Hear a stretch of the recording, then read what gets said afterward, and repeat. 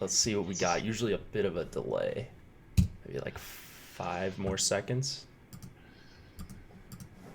Says we're live, but I don't see anything just yet. All right, there we go. Okay, sorry for the delay right at the beginning. If you guys saw that, it is the Ospo.com NHL DFS Strategy Show. We are back on YouTube today. If you're watching us, that's actually the only place you can watch this show. The other shows will be out on Twitch as well. So if you like that, feel free to go over to Twitch if you like being on your phone and also listening to the show at the same time. It is a Monday. We've got a 6-game slate, and that means it's a Slim Cliffy Monday. What's up? What's up, man? Not a whole lot. Just trying to get through a snowstorm. Woke up to a nice fresh sheet of powder there this morning. It's been going all day, so hopefully I just don't get buried here. You got a driveway that you got to shovel off, or yeah, snow blower at least, thankfully. Okay. Yeah, I went to go visit. We got a snowstorm on Friday. I went to visit a friend of mine on Saturday, and he still hand shovels his driveway, and I'm just like I just moved to an apartment. Yeah, that's man. I need to get myself a snowblower. I don't know why I don't have one, but there's always a bunch of cars parked in my driveway, so I guess maybe it wouldn't do too much because we just got a nice fresh sheet, as you said, Sunday morning. So that's what I was doing a couple times yesterday, and I always kick myself when I do it. I'm like, I could buy a snowblower, and I just never pull the trigger. It's good exercise, right? So at least fresh air, good exercise. Yeah, fair Nothing enough. wrong with that. Fair enough. All right, man. We've got a pretty nice slate to talk about. We didn't really talk strategy before the show, so it'll be interesting to hear some of your takes. I'm sure we'll be aligned on quite a few. We'll talk about matching. We will. Cliffy's got the analytics. Dan says in YouTube. I agree with that. Yeah, I always like to hear which numbers you're going to come up with. And again, line matching. We'll talk about Yahoo Daily Fantasy Sports. They are the presenting sponsor of the Ospo.com NHL DFS Strategy Show. Very excited to see what they have coming on Thursday and Friday and throughout the next week when we were on NBA All-Star break. They've always got big NBA contests. Would like to see some for NHL. I think that'd be pretty cool if we could get 1,000 the first or something like that. Get people interested in playing NHL over on Yahoo. If you haven't signed up for Yahoo and you would like to, use promo code OSMO to get up to $30 in Yahoo Sports rewards points. Free stuff for today. Ownership projections for NHL are free, so I think they might have been last Monday. I'm not exactly sure, but here we go. If you're in YouTube chat, you can follow along, and those should get updated probably at least one more time before the slate actually locks. We've got a few games that lock right at 7 Eastern, so maybe some late news as well. Let's go back to lineup study from the last couple days. Did you hit anything good over the weekend? Yeah, I had a decent lineup on Saturday night. I think I finished close to the top 10 in the $4.20 max, but I made the cardinal sin of not correlating my goalies. So I had New Jersey 2, like Coleman and Gusev in them, but I didn't have Blackwood. No. I'm not sure I would have banked it, but it would have been close because moving down to Blackwood would have got me more money to move up from off of Sherrod. Sherrod only had like 4.5 points or something like that. So if I would have used Blackwood, I could have gone up to another defenseman, maybe got some more points. But I guess you live by the sword, you die by the sword. I guess when you say that you don't correlate your goalies, you got to expect those nights once in a while. Yeah. So that was a night where if you did have New Jersey 2, like they didn't like nuke the slate, but they were very good for their price. And then if you had the correlated goal, if you had Blackwood, so my best lineup was also New Jersey 2, but it had Blackwood in the $10. We'll look at that in just a minute. I've got your lineup pulled up. Couturier, Voracek, Giroux, 3-man, Philadelphia 1. Pretty standard there. Draisaitl 1-off, 29 points. Gusev, Coleman. He left off Zajac, which I wish I would have done on my New Jersey 2 lineups, but I usually just throw in the full 3-man stack. I know we've got kind of a situation like that. If you're looking to play some Sharks, Joe Thornton, like he hasn't recorded a shot on goal in the last 3 games, and I should probably that's probably a guy you should just X out. But I guess if he's cheap, I don't know. What's your take on that? Because clearly you didn't do it this night with Zajac, but Like, are you just comfortable leaving that guy off and fading the 3 assist game? Yeah, see, that's the thing. That what you're fading is a 3 assist game from Joe Thornton. That's what you're hoping that doesn't happen. With Zajac, that was kind of the idea. Um, but also, I just wanted to get some Edmonton exposure. When I did my first lineups that day, I really didn't have a lot.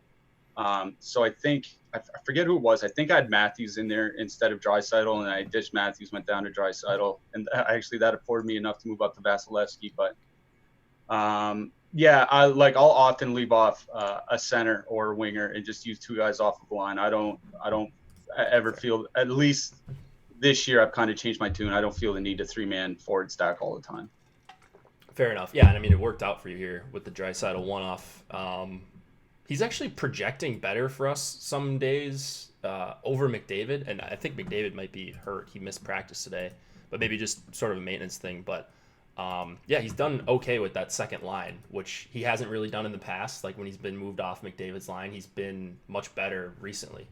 Yeah, and I think a big part of that is finally having actual line mates to play with. Because like in the past, like in recent years, it was like Benoit Pouliot at the end of his career, or Milan Lucic, or whomever. Jordan Yamamoto, who's with him now, he's supposed to be like a lock top 6 scoring winger. Then you have Ryan Nugent-Hopkins on the other side. So when you have those two playing with Draisaitl as opposed to like Zach Cassian and Josh Archibald or something playing with McDavid, it kind of makes sense that they're projecting higher. But I'm surprised that Draisaitl's doing as well as he is. Yeah, me too. I was looking at that line's numbers this morning, and they're pretty good. So maybe need to usually I would just pretty much X off Draisaitl's line mates if he was without McDavid, but that line's proven, they've been good enough where I think you can play them and not have to worry as much about playing Edmonton without jamming in McDavid. My best lineup on this night, I had a couple of my favorite defensemen, Yossi and Theodore. They both were solid. I got a stat correction to go my way in the $10.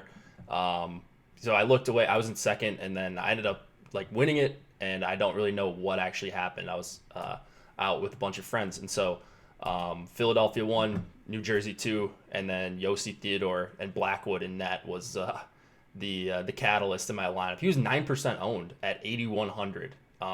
So I don't know. I mean, are you a believer that goalie skill matters in DFS, or is it just how many shots you're going to see, especially with these bonuses, and you just got to get lucky with them? Yeah, I'm not a big believer in like high-end goalie skill. You know what I mean? It's not like, if so-and-so goalie's on a slate, I'll just avoid that team. But I do believe in low-end goalie skill. Like I think there's a bigger gap between like the 30th or the 50th goalie and the 70th goalie than there is between the 10th and the 30th. You know what I mean? Yep. So when we get like Arizona as an example tonight, we're going to talk about Aiden Hill and that situation a little bit. Like that's a situation where I would be more apt to target. Whereas, if they're picking between Ranta and Kemper, if they're both healthy, it wouldn't make a difference to me. Yeah, fair enough. I guess I never really know what to do with the goalies, so I kind of just correlate on the bigger slates. Tonight is kind of an in-between, so I don't know if all my lineups would be correlated goalie, but it feels like it's one more thing I don't have to worry about. In a sport that's already super highly variant, like just give me the win, give me 25 to 35 saves. If you're on the higher end of that, maybe you have a really big night. But on big slates, like I just want the goal that's going to win. And sometimes you get lucky with the Blackwood situation. I think I was under the field on him anyways, but my best lineup did have New Jersey 2 plus him. So it works out some nights. Other nights, like, you might have a line that goes off, but this goalie gives up 4 goals, and it doesn't really matter who you have in net. So I don't know. That's just my take on it. I don't have a super strong opinion on DFS goalies other than I like to correlate. So, other than it should be team goalie scoring. Yeah, that too. I'm surprised DK hasn't adopted that. But who knows? Maybe they will at some point if people complain enough. By the way, there was a lot of complaining, or maybe not complaining, but just people frustrated with the scoring earlier in the year, and that has mostly subsided. Talking about DraftKings, at least the people I follow on Twitter. Yeah, no, I'm the same way. Like I was in panic mode pretty much like the first couple weeks of the season. Like I stopped playing tournaments and I was just playing cash games and putting my cash game lineups into tournaments, just because I wanted to see kind of how the bonus scoring and how it would affect what you would build. You're right that people aren't panicking as much anymore, but I still think it kind of leads to a little bit of an edge. Like I think people are starting to focus too much on shooters, and you see a lot of lineups with like 5 one-offs and stuff like that, and that can work. Don't get me wrong, especially when you get on smaller slates, like 3 and 4 games and stuff like that. It can work, and there are people who are successful at it. I just don't think that's a strategy most people should be using. Yep. I mean, if you're going to try to bank with a bunch of one-offs like that, even if you take the best players in the best spots, and you're the only one that has that combination of high volume shooters, it's a good chance 1 or 2 of them is probably going to dud. And so it's still a correlation sport. I still think you should be stacking heavily. But I started off really poorly, and I was thinking about changing my strategy, kind of stuck with it, and it's gone a lot better since the first month of the season. So, yeah, just really quiet about scoring complaints. Like compared to October, it was every night someone was complaining about the save bonus or the 3-point bonus or all that, and I haven't seen much of that lately. Yeah, now we just got to get rid of goalie assists, and we'll be all set. There you go, and goalie goals if you're Pecorine. That too. All right, let's talk about these. Again, ownership projections are free today. Nightbot, thanks for the reminder. By the way, we are doing our biggest giveaway ever, so we'll talk about this on the upcoming shows, and you'll see this on all the NBA shows. I shared the link in chat. Biggest giveaway ever. We're giving away 3 one-year platinum passes. All you got to do is guess the total points in the game between the Lakers and the Nuggets, which is on Wednesday night. You got 2 full days to get this in, so really no excuses. Just follow the directions on the tweet, and maybe you could join us for a year, get in Slack, and take advantage of all the great tools we have to offer. Let's start with Arizona and Montreal. 2.6 implied total for the Coyotes, 3 for Montreal.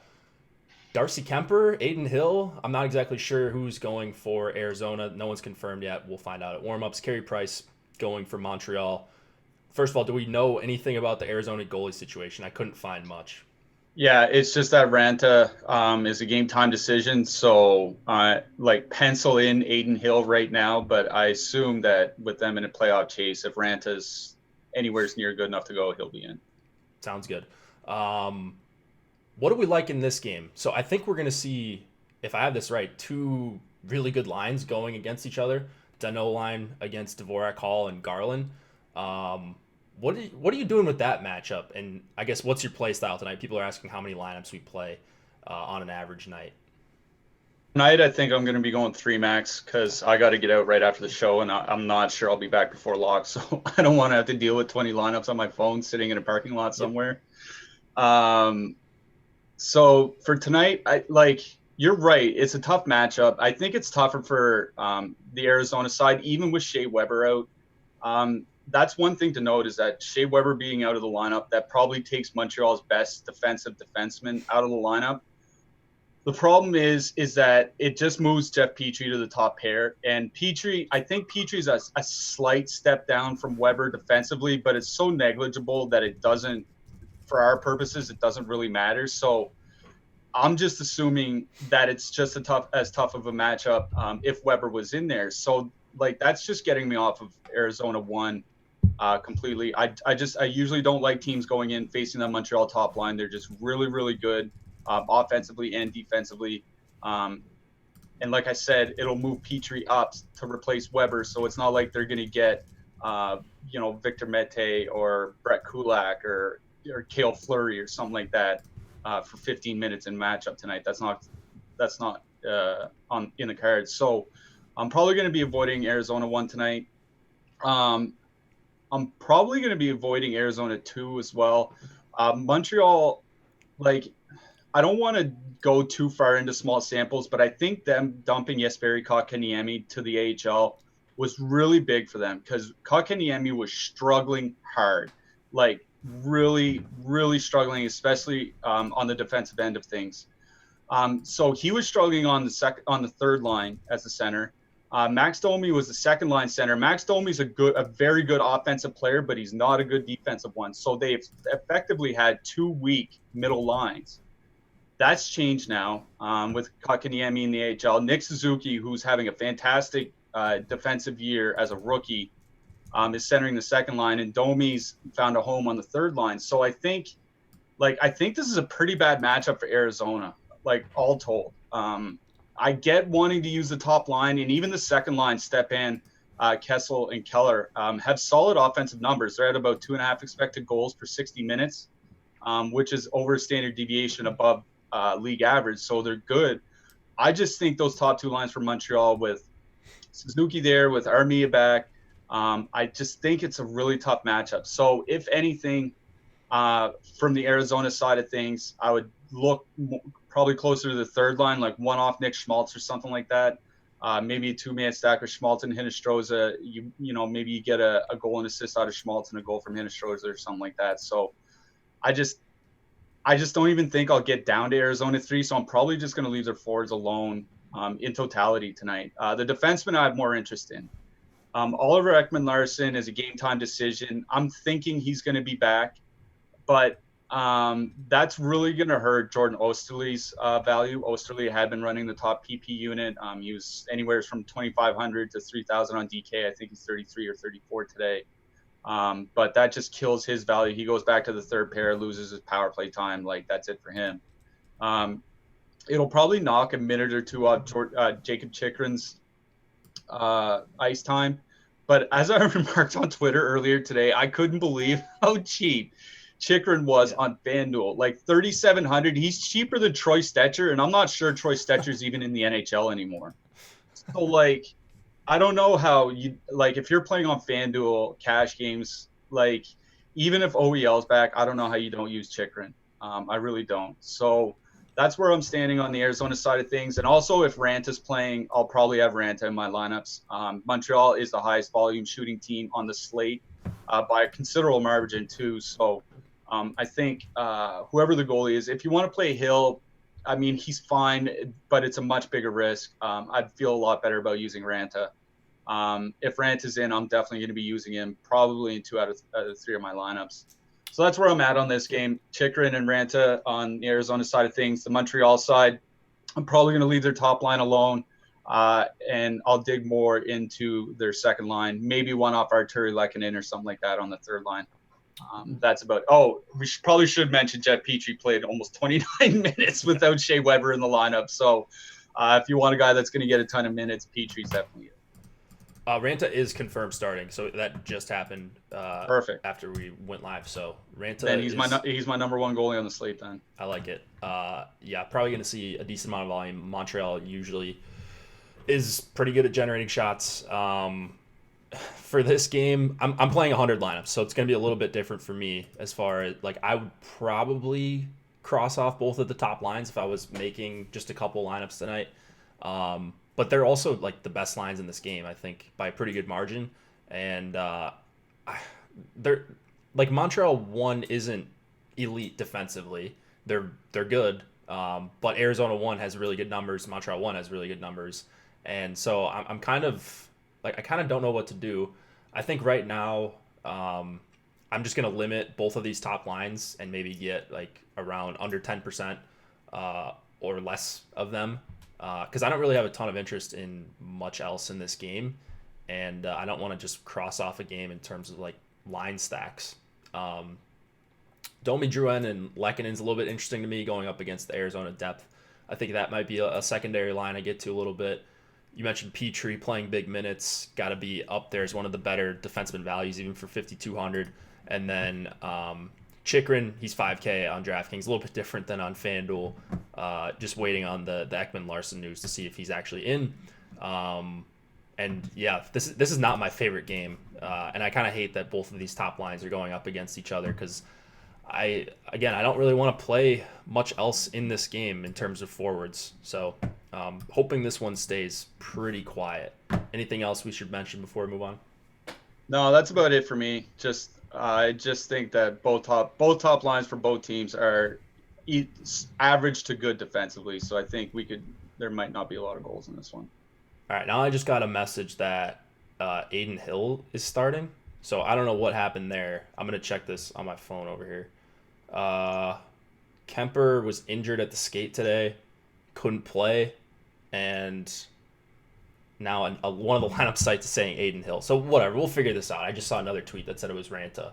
So I have no idea who's going for for Arizona, but we'll see. I guess at 6:30 Eastern. Be around your laptops, be in Slack, be around your phone, whatever it is. Let's go to Florida and Philadelphia. 3.1 implied total for the Panthers, 3.4 for the Flyers. Sergei Bobrovsky and Carter Hart returning for the Flyers. A couple of heavyweights going up against each other in this game, if I'm not mistaken. Drew Line probably going to see a bunch of time against Barkov, Huberdeau, and Dadonov. What does that do for us for DFS tonight? Yeah, so I think for me, it just wipes Florida 1 right off the slate. One of my rules of thumb is to never take top lines going into Philadelphia. It's just the matchup with Couturier. It's just a death matchup. He's just so good defensively, and he's playing with Voracek, who's a very good defensive winger in his own right. That just gets me off of, or gets me away from Florida. That's bad phrasing. That just gets me DFS away can from be Florida. exciting, yeah. It just gets me away from Florida completely. So I really don't have a lot of interest in the Panthers top line. I do have a lot of interest in that Philly top line. We saw them pop off on Saturday night. This is another good matchup. Florida's top line, their expected goals against is like 2.7, which is like well below average. Their defense isn't very good.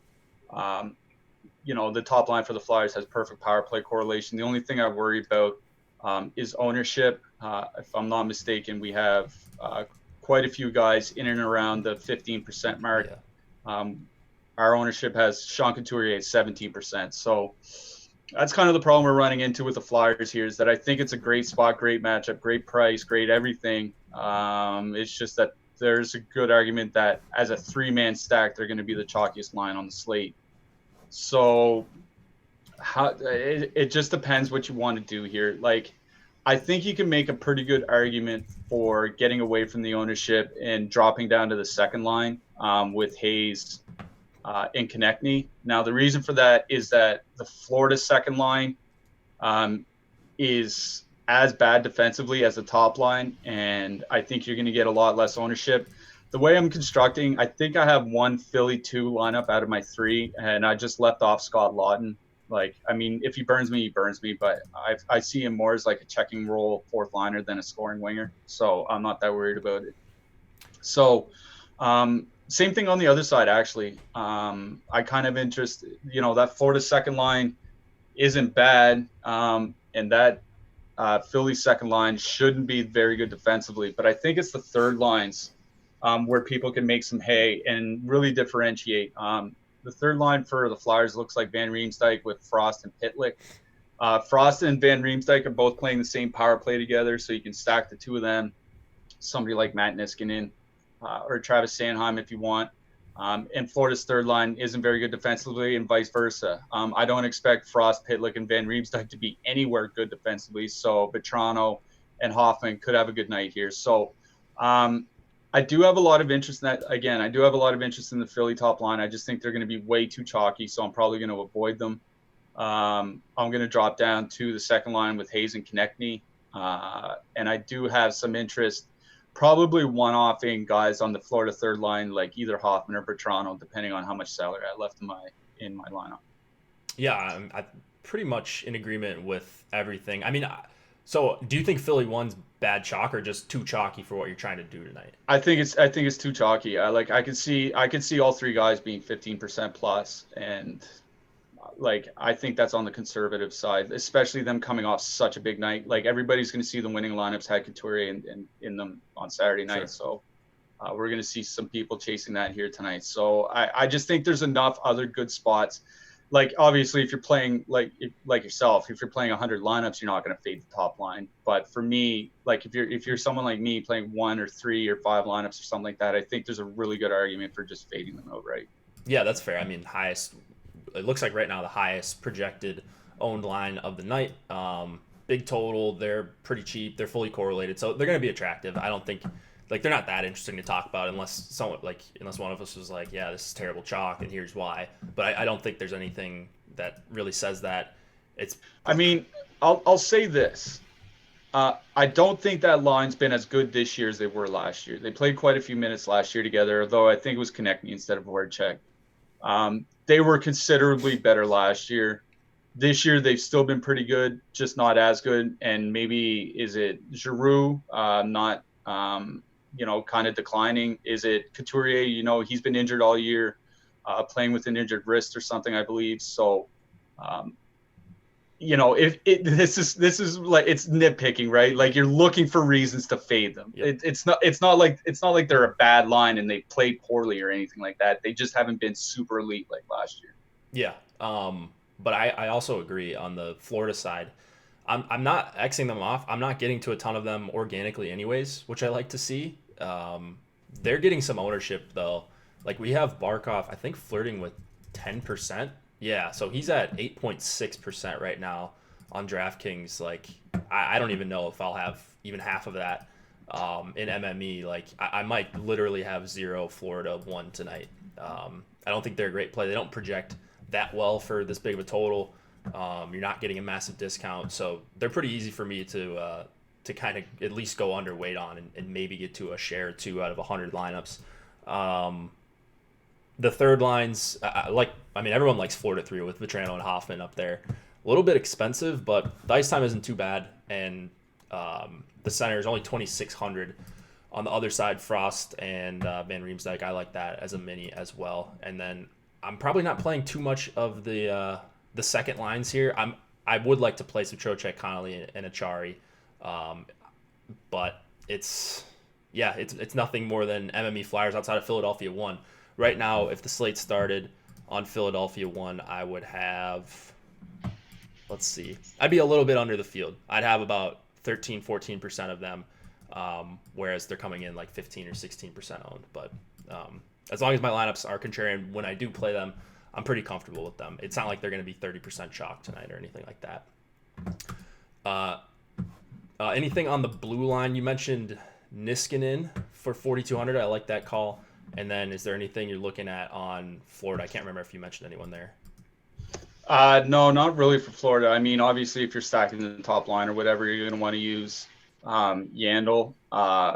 Ekblad's cheap enough, but I really just don't have a lot of interest in their defenseman or their top line. It's more just picking off guys on the second and third line as one-offs here.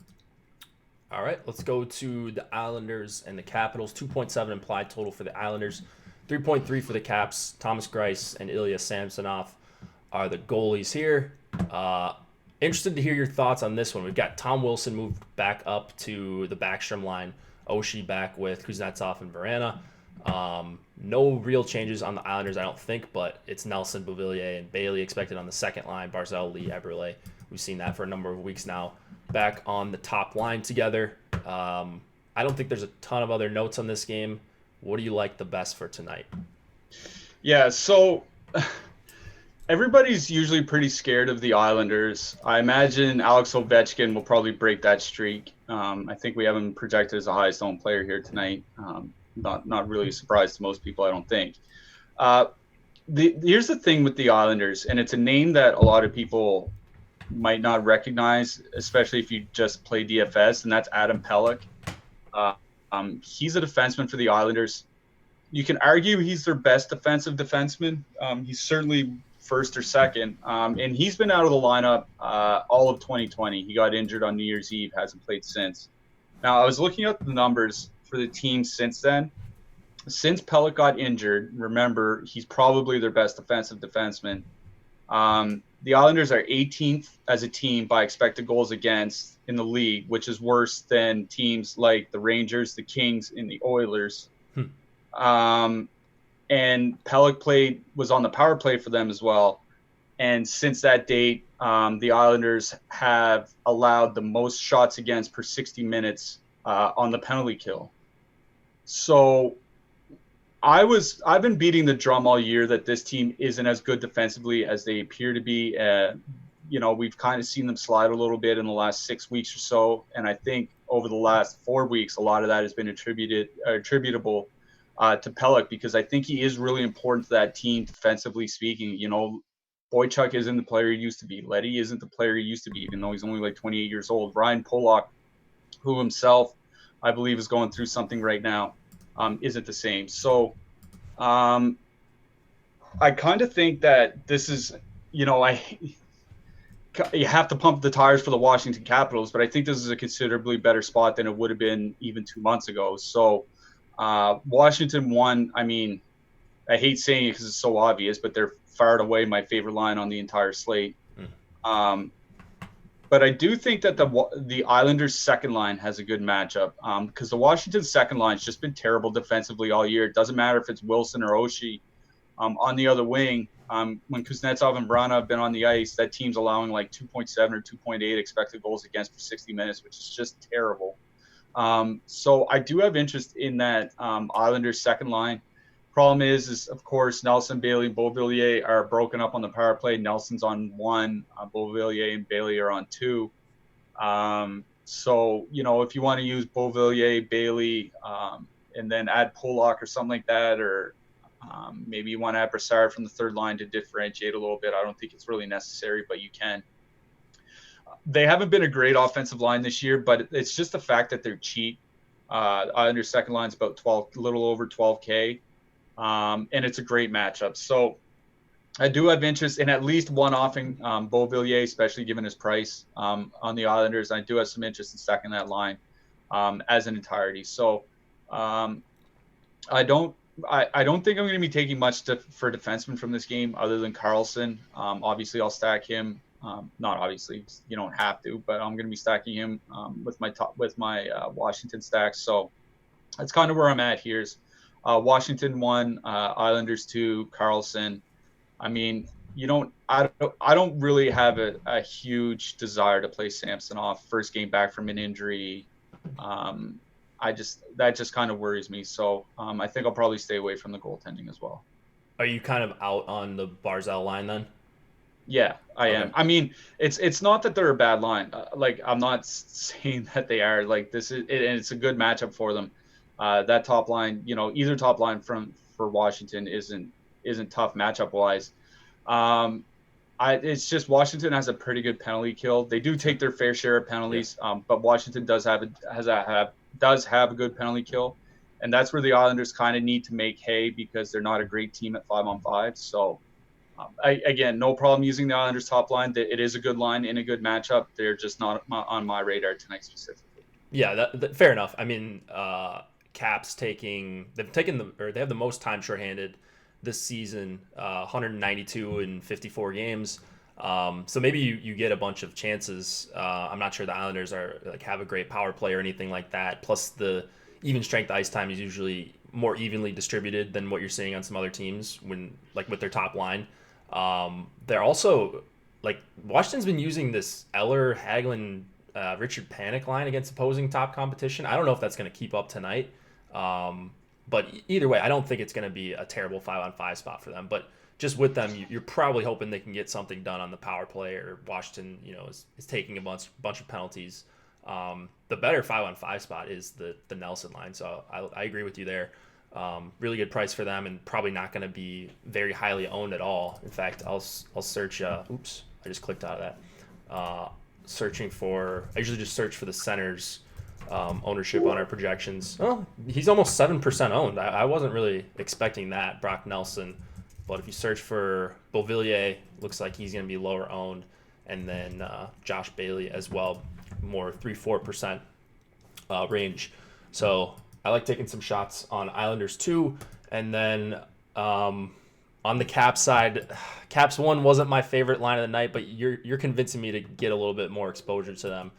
Pelech being out, definitely, I mean, like you said, it does have an effect on them. They've been average at best since, were those stats for January 1st? Yeah, since the start of 2020. Yeah, so I mean, that's a pretty decent sized sample. We're over a month now.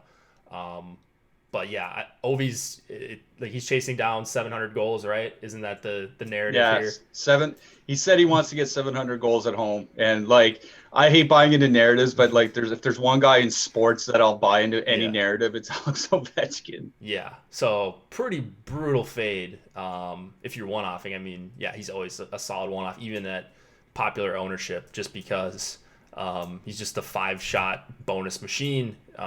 He's always priced up, but like his outlier performances are like as big as anybody in the NHL, and so um, he's probably going to score tonight. It's just a matter of does he get two, does he get the hat trick? Because you could be cooked pretty quick if he gets one and he's rolling, and they get a couple power plays early. Like it's just your night's going to be over. It could be over very quick if you don't have Caps exposure. So right now I'm a little bit under the field on them. I am going to get some power play stacks and mix in Oshie instead of Wilson, and try to get a little bit Verana as well, and try to get a little bit creative, maybe like a Kuznetsov, Verana, Ovechkin stack or something like that with Carlson if you can make it a little bit cheaper while still getting a bunch of PP1 exposure. Carlson at 7,400. I know he was up there for me.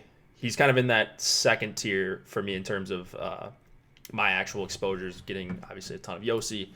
The San Jose guys, we'll talk about them later. Not exactly sure what I want to do with them, but they do project decently well. And then Carlson is right up there as well. 7,400. You can one-off him, but I'd rather play a stack with him if I could. Devin Tays, 3,200, playing top power play. I guess a nice throw-in if you're playing the Islanders one, or you're doing some sort of hybrid stack with the top two lines. You mentioned you like Pulak at 5,400, right? No, not tonight. Just okay.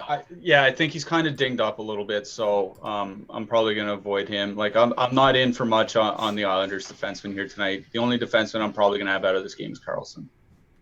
All right, let's go to the second half of the slate. If you guys could drop us a like, we are back on YouTube. So if you could give us a like, make up for some lost time last week, that would be very much appreciated. Helps us keep the lights on here at Osmo.com. Tampa Bay, Columbus, 3 implied total for the Lightning, 2.6 for the Blue Jackets. Curtis McElhinney going for Tampa.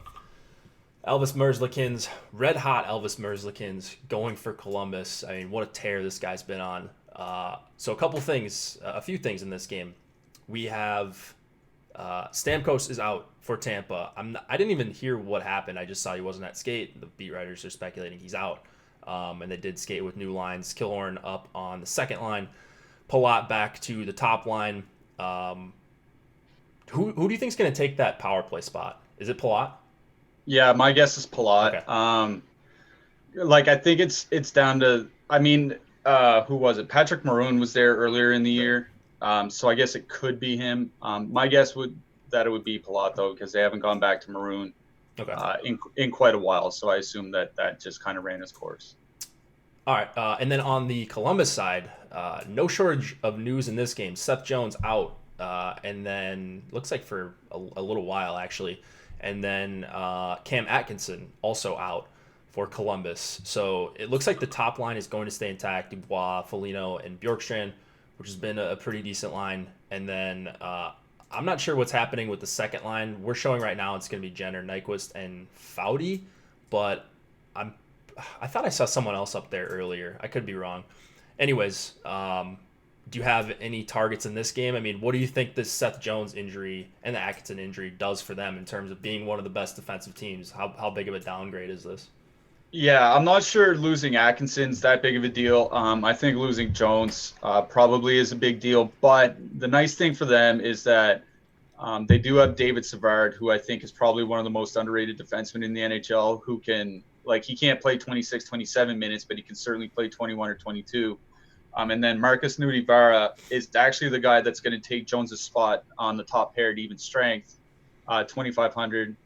On DraftKings. He's also been priced on FanDuel. He's also a solid puck mover. So it's definitely a loss, but I don't think it's as substantial as let's say Carolina losing Dougie Hamilton, for example. So I think they can get by. Liam Foudy that's an interesting name because he's been called up. He got called up straight from junior.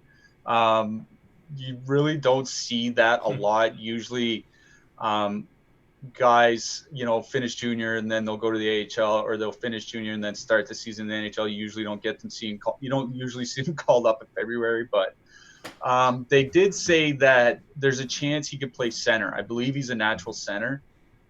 So he could easily be centering the third line for Columbus, and then have somebody like Sonny Milano move up to the second line. But that's just guessing right now. Like, we're just guessing at what those second and third lines are going to look like, because we won't know until warmups hit. I don't think it's going to be as big a hit defensively as some people might think.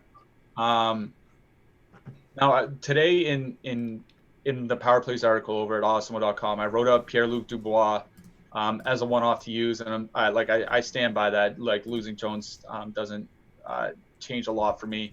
I also wrote up David Savard. I know people will probably play Marcus Nudivara because they said he's going right to the top pair. But here's the thing, is that Nudivara played 10 minutes in their last game, and he's averaged 14 minutes on the season. Like, I don't think John Tortorella is the type of guy that's just going to suddenly take Marcus Nudivara playing 10 minutes a night and give him 21 minutes tonight. Like, I just don't see that happening. So I think this is probably kind of a situation where Nudivara like starts on the top pair, and then maybe by the second period it's Savard, or Savard, starts double shifting or something like that. Like, I expect, Nudivara is going to see more minutes, but I think it's going to be 18-19 rather than 21-22, whereas Savard, I think, is going to get to the 21-22 range. So no problem with using either of them. I believe I have both in different lineups in my lineup. So no problem using those guys. On the Tampa Bay side of things, actually, I'll just say this for the Columbus side. Like, I just don't have a lot of interest in this game. Like, I think it's a terrible matchup for both of Tampa Bay's top two lines. Columbus, they lost Atkinson. They don't have a lot of scoring beyond the top line. So if you want to stack Dubois and Bjorkstrand or something like that, then that's fine. I can get behind that. I just don't have a lot of interest in outright stacking out of this game. I think if anything, it'll be taking one-offs like Dubois, Savard, Nudivara, maybe Cirelli if you want. Andre Palat, certainly. If he does jump up to the top line, he'd be a good guy to one-off. Like, I can see, like, this is a game for me where I'm going to be one-offing guys rather than stacking. Yeah, I would more be looking to one-off in this game. I will say I do like the Dubois, Bjorkstrand, Foligno line. I just like that they're fully correlated. Low total, maybe with Atkinson out, you would expect some more concentrated scoring from this top line. You're getting a price discount on where they were even like 2 games ago. Like, Bjorkstrand was at $7K. I think Dubois was well above $6. So they've had a couple disappointing performances, and I'm kind of ready to jump on. And it's more of like, this is more be like an intuition play rather than them projecting great or anything like that. But I kind of like Columbus one. And then if you're going to a Tampa line, for me, it's probably the top line, assuming we think that Palat is going to be on the top power play, then you get full correlation there as well.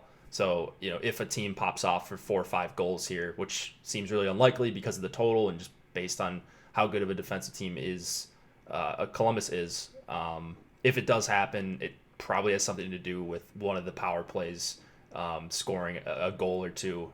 And I don't know. I mean, with Stamkos out, same thing. Maybe you would the scoring is expected to come from Point and Kucherov more without him. Yeah, I agree. And funny thing about that Columbus total, I believe the implied goal total is down to like 2.5 live through the day. Yeah, it might be. And that stuff, that's normally that's Detroit Red Wings territory, right? So that's what's kind of like, I think that's what's kind of going to stop me from stacking the depths from Columbus, is that implied goal total screams to me that they think the top line might be able to get a couple goals, or the top line gets one, the third line gets one, or something like that. Sure. I just don't have a lot of interest in this game, like, frankly. Fair enough. I mean, it doesn't seem like a game that goes off too often. Let's see where we have Dubois and Atkinson at. I mean, yeah, Dubois getting owned. Bjorkstrand, we've got him in double digits too. So I don't know, See, maybe that's the not. thing is like anybody that stacks Columbus is probably stacking that top line Sure. tonight, right? Like you're like Newton, Nyquist, and Jenner are going to be like 2%. Yeah. Yeah, maybe that is the play. Like just dropping down to line two and hoping you can get a couple goals out of a cheaper line, right? Yeah, I mean, like if you're full out stacking Washington one plus Carlson, you only have so many options. Mhm. So Yeah, fair enough. And they broke up the Palat, Sorelli, Johnson line, which I've been playing a bunch of. Not saying that Killorn can't be fine in that line, but yeah, I mean, it doesn't look like too fun of a game for DFS. Hedman at 6,400 is pretty much no go for me outside of just a power play stack for Tampa, and then Werenski and Savard in for big workloads without Seth Jones. So those are the two guys that I'm looking at quite a bit. We ready to move on from this game? yeah, I'm good. All right. Merzlikins, I do Yeah, have a little bit of 7,300. interest in him. Montreal is the top shot volume team on the slate. Tampa Bay is number 2. So if Merzlikins can keep this hot hand riding, maybe he gets 35 saves or something like that. I like it. Been red hot, 7,300 at home. Not expected to have a ton of goals against him. Pretty good. Pretty good spot. Let's go to Nashville, Vancouver. 2.9 implied total for the Preds, 3.1 for the Canucks. Pecorine, we've got penciled in right now against Markstrom, who is confirmed for the Canucks. Brock Besser is out for a bit. It's going to be Virtanen up on the second line. That line's been very good with Virtanen up there. And he's cheap. He's 4K, so it makes that line a little bit more affordable. On the Nashville side, they went back to Turris, Forsberg, and Victor Arvidsson. They went back to normal Nashville 3, which I'm sure a lot of our Slack is going to be pleased to see. And it looks like that's how they're going to start tonight's game as well. So it seems like a bunch of different options. A couple teams that I know Nashville has a terrible kill. I think Vancouver does as well. But anyways, what are your thoughts on this game from a DFS perspective? So the first thing that jumped out to me in this game, and I got to mention is it's Michael Granlund, right? That guy, I believe, over the last 6 games or 7 games, he's averaging over 20 minutes a night. Like it's just absurd the minutes that he's getting, and he's only 4,300.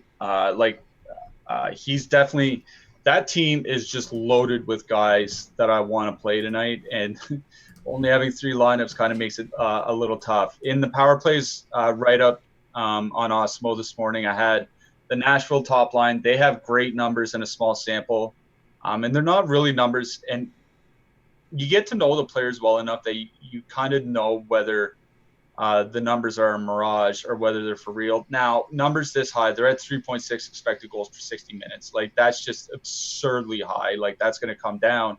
But can they still be a pretty good offensive line? Like, I think they can. Like, Michael Granlund is a good play-driving winger. Brian Johansson is a good play-making center. Matt Duchene, just all the skill in the world. Like, it just seems like they have a good matchup. Going into Vancouver, Vancouver uses the Bo Horvat line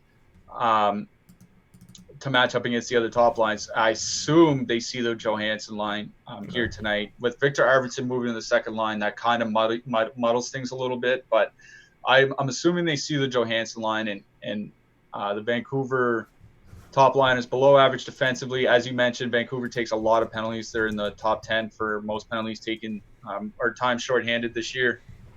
And their penalty kill isn't very good either. So as I mentioned in my power play article, if you want to drop Granlund off that top line stack with Johansson, Duchene, and add Roman Josi for the additional power play correlation, I'm fine with that.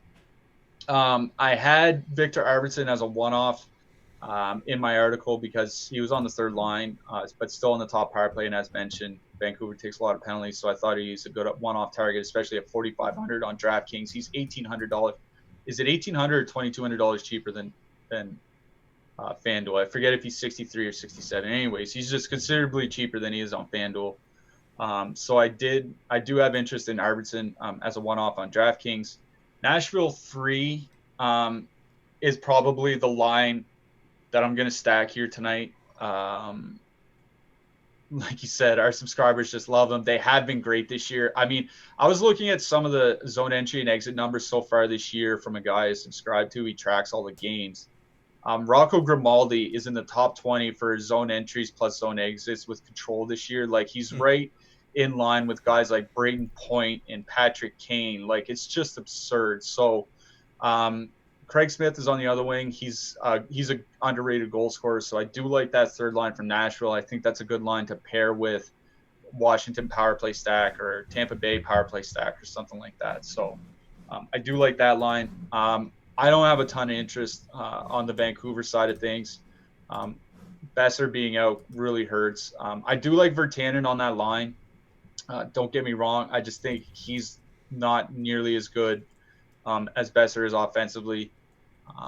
And that third line from Vancouver with Virtanen off of it is going to be just a tire fire defensively with Adam Gaudette, Antoine Roussel, and whoever else lands Sutter. here.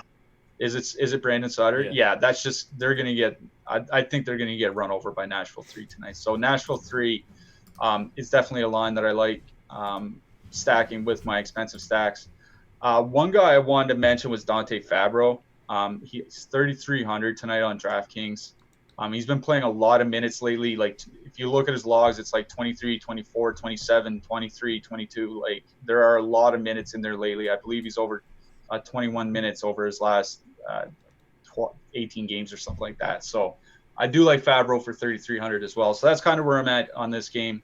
I'm not going to take a lot from Vancouver. If anything, the Nashville side, I do like the top line a lot. I just don't think I'll get there with the way I'm building my lineups. I'll be mixing in the third line with Washington and Tampa Bay. Yeah, I mean, the third line just has been so good for Nashville. Now getting a better matchup with Virtanen moved up. I'm definitely with you there. It's Nashville 3 night. Everybody's going to be pumped to hear that. Hopefully you didn't just make the ownership too high on them. We've got quite a few people watching. But, yeah, I think they're probably the best third line for tonight. And then, yeah, definitely a downgrade without Besser. But the numbers with Virtanen, I think pretty limited sample. Let's see how many minutes they've played with Virtanen. I think Virtanen's. I think he's a good player. I think he got unfairly slagged earlier in his career, and that's why everybody has such a down opinion on him. But he's a good useful winger. Yeah. Yeah, they're pretty good. Almost 94 minutes almost. And they've had some good expected goals numbers. And everything else like that. So that's the line I'm interested in for Vancouver. And then the Turris line, just they're good value. You've got 2 guys that go with the Yossi unit on the power play with Vancouver taking all those penalties. So I'm getting to quite a bit of them. I know I don't think they've been great together so far. But just more for the power play than anything. I'm looking to play them. In fact, they've been really bad. 50 minutes, Turris, Forsberg, Arvidsson. I didn't even notice how bad they've been. Maybe just a string of tough matchups. I don't know. Maybe I'll change my opinion some after the show. It's 50-minute samples, like 4 games. I wouldn't worry about that too much. But I mean, that Turris is struggling. I don't think would surprise anybody. Sure. Yeah. I don't know. I'm playing a ton of Yossi, so I'm playing stacks with Yossi. And it'll be Nashville 2 and 3 for the most part. Maybe power play stack it with Granlund and some sort of Nashville 2 stack. And Yossi, of course, 7,900 for him. I don't think is going to deter me enough. He's my highest owned defenseman once again. And then I like what you had to say about Fabro as well. Playing increased minutes, 3,300. Quinn Hughes down to 4,300. More. Like, I still don't want to play much Quinn Hughes as a one-off, but I mean, I'll play him in like a Vancouver 2 stack where you get 2 guys on the power play with him. Right? Sounds like he's almost like Will Butcher there a couple years ago when Will Butcher had like 41 points and like 24 of them were on the power play. That's exactly what Quinn Hughes is doing this year. Yeah, Quinn Hughes tilting a lot of people that play NHL DFS. They keep fading him because he's getting these assists. Like he's having solid performances, but he's not doing any of the peripheral stuff that you like to see. But 4,300, pretty good price. I'm assuming we're not playing your boy Troy Stetcher, $2,500. I'm just glad he's still in the NHL, man. Yeah, Edler 5,600. I mean, pretty expensive for a guy that's not on the power play in any fashion right now. That's really all I've got on this game. Nashville 3. Going to be a fun one. if they score like 3 goals, you're gonna see like a bunch of Awesemo tags Oh at the yeah, top, at the top. yeah, for But sure. if they don't score, there won't be a single one of us in the top Yeah, 10. everyone will just be unsubscribing tomorrow morning. All right, last game of the night. Once again, if you guys could drop us a like, that would be very helpful. 3.1 implied total for the Flames, 2.9 for the Sharks. David Riddick and Aaron Dell are your starting goalies. I was looking through your power plays, and you wrote up the Joe Thornton line. Talk about them. Okay, now my thought process on it is this. Timo Meier, we know, is a great offensive driver. He has the sample size to do that. We've seen that through his career. He's an offensive play driver, and he's a great goal scorer. Joe Thornton is not the Joe Thornton of 5 years ago, okay? Like, I fully understand that. But if you look at his shot assist numbers, now, for people that don't know what shot assists are, they're just passes that lead to shots in the offensive zone. Sure. He's literally in the 100th percentile over the last 3 years. He leads the league. He can still find guys that can finish, and Meier and LeBanc can still both finish. They have like great numbers in a small sample, and like I said earlier when I was saying 50 minutes is about 4 games, that's about what they have together. They don't have a lot of minutes together, but I think Meier being a good offensive play driver, Joe Thornton's still, showing the numbers, showing the ability to find his teammates. Kevin LeBanc, his power play ability is, excellent, frankly. And with all of them playing on the same power play unit, I do have interest. And Calgary's in town tonight, which means they should see the second line from the Flames. The second line from the Flames right now is Mangiapane, Backlund, and Tkachuk. I don't know if people realize this, but Backlund's been a tire fire defensively this year. Like, go look at his defensive numbers at any of the stats websites. They're just horrific. And I don't know what's going on. Is it some sort of injury? Is it the change in coaching? Because Backlund's been one of the better two-way centers in the league for like a decade now, but he's just been terrible. And Mangiapane's nothing to write home about. So, yeah, you have Matt Tkachuk there, who's a pretty good two-way winger, like really good, but everybody else sucks. They're missing Mark Giordano, who's far and away their best defenseman. Listen, I get it. Like, if you want to leave Thornton off your stacks, I'm completely fine with that. Like, I completely understand. Believe me. I just think it's a really good spot for that line with those players at that price against this team facing in a matchup against the second line, Backlund, Tkachuk, and Mangiapane that I think is a lot worse than people realize. Yeah, I mean, I'm with you there. Like, I was hoping you were going to talk me off of them, but yeah, I mean, everything you said was sound, and it is a short sample, but at least they've been good in the short sample, right? Cheap, they're at home, they're hopefully going to be put in good spots with the benefit of last change, and you've got a couple defensemen you can stack with them. I don't know what your take is on Burns at 7K and Carlson at 5,100. I mean, that's one of the larger gaps we've seen in price between the two. Yeah. I don't know. I mean, and then, so talk about those guys, and then are you targeting anything else in this game? Anything on the Calgary side you're looking at? I'll just say, like, right off the top, I'm out on Calgary in this one. Okay. If they bite me in the back, so be it. I mean, Noah Hannafin is the guy, obviously, I can get behind playing top power play minutes. He's playing like 23, 24 minutes a night without Mark Giordano there. So, yeah, Hannafin, I have no problem playing. I have no interest in stacking them, though. Okay. As far as Burns goes, like, I get not wanting to play him. Trust me. I've been, not to get all punny here, but I've been burned way too much by him this year. But here's the thing. If you look, there's 8 defensemen on this slate priced 6K and above on DraftKings, and half of them are injured. Jones, Ellis, Weber, Giordano. So that leaves 4 guys. And I don't think Victor Hedman is going to get much ownership at 6,400 going into Columbus. And then John Carlson, Brent Burns, and Roman Josi. So anybody using expensive defensemen tonight, I think, will gravitate towards Josi and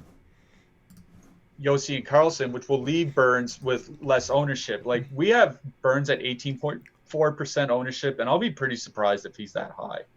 Yeah. Like, I really don't think he'll be the second highest owned player on the slate. But he still should be popular. So I think even though there's a reason to play him, I think there's also reason to fade him. So Sure. I have one San Jose 2 lineup right now, and I don't have Burns in it. Let's just put it that way. So, but I will say he has come around lately. I was actually looking it up earlier.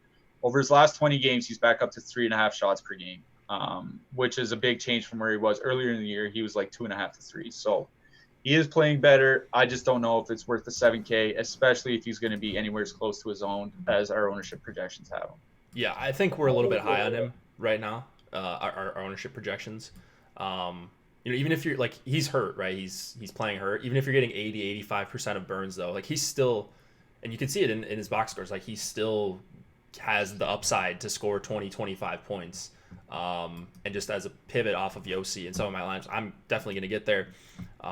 Carlson at 5,100.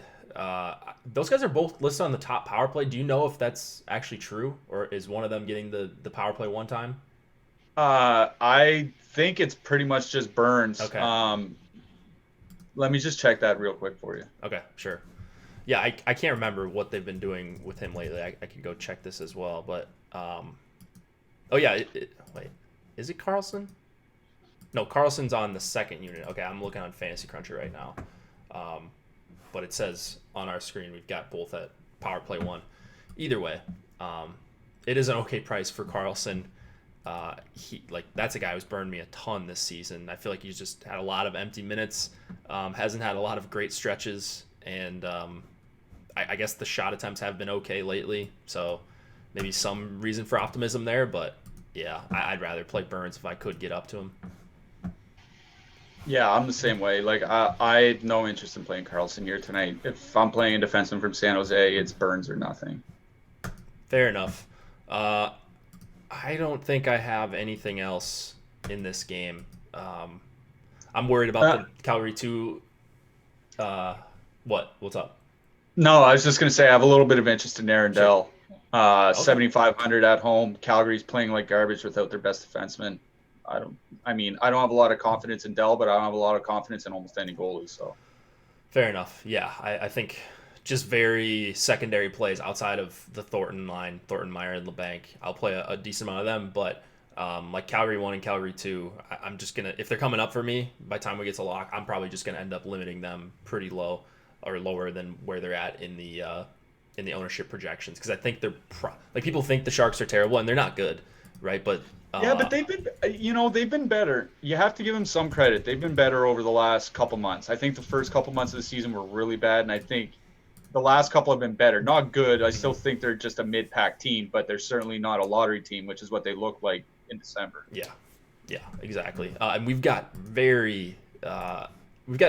Calgary 1 being very popular right now, and that's I don't really want any piece of that if they're going to be at mid-teen ownership.